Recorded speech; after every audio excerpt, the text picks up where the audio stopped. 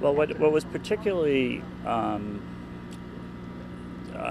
different about him than any other criminal organization that I'd ever encountered was his attack on the Colombian government. I mean, he literally declared war on them.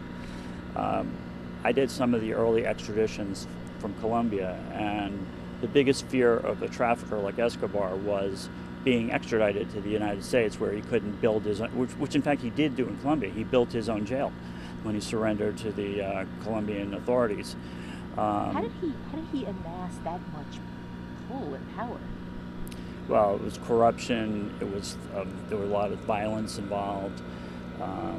At one point, they assassinated key political leaders who were in favor of extradition, including the Minister of Justice and another very well-known presidential candidate. His reach was really long and deep. It was extremely long and deep, but it was extremely long and deep and violent. I mean, he actually blew up the equivalent of the FBI headquarters in Colombia, which was the DAS headquarters. He caused an Avianca airplane to be downed. The level of street violence was just incredible. In Colombia, in particular, there would be people on motorcycles doing assassinations.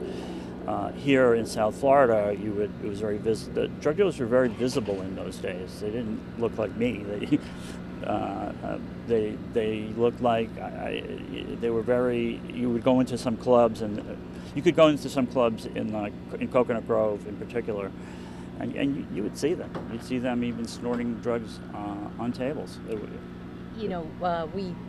He was hiding really in plain sight. His name was on all the property records. He owned things with his name on it. Was that surprising and maybe easy to trace evidence? Well, it was particularly surprising to me when one of my colleagues at the U.S. Attorney's Office searched the property records in Dade County and found all this property in the name of Escobar and the Ochoas and other people. And that wasn't until about 1987.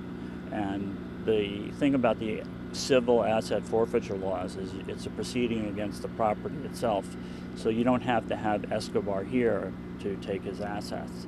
You can just seize the property and begin a forfeiture process.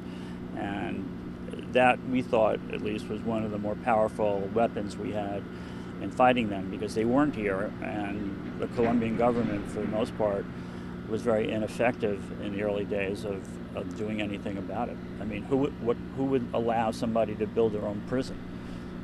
So you indicted him, but he got street justice in the end. Well, first of all, it was part of a large team effort to go after these guys, so I don't want to take credit. Oh, I know. You're just standing here. I'm just saying. I guess the point of that question was, all of this legal work had been done to take down this very powerful cartel leader. Someone killed him instead. That's right. Eventually, street justice caught up with him. But again, I think a lot of it was, over time, the pressure on Colombia to take action against the drug dealers increased, and the legal tools that we have increased over time, particularly in the 80s. Like 1986, money laundering was first made a crime. In 1984, seized assets could go back into a law enforcement fund as opposed to the general treasury. So a lot of these operations that we did were actually self-funded by seizing seizing property from the traffickers.